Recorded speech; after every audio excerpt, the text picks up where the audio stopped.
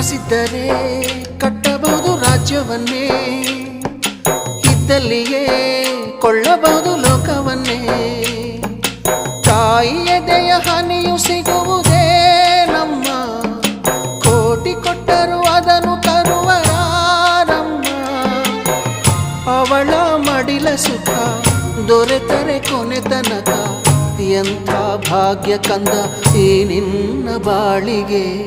ಹೆತ್ತವಳು ಯಾರಮ್ಮ, ಹೊತ್ತವಳು ಯಾರಮ್ಮ, ಅವಳಿದೆ ಅಮೃತದೇ ಉತ್ತರವು ಇದೆಯಮ್ಮ.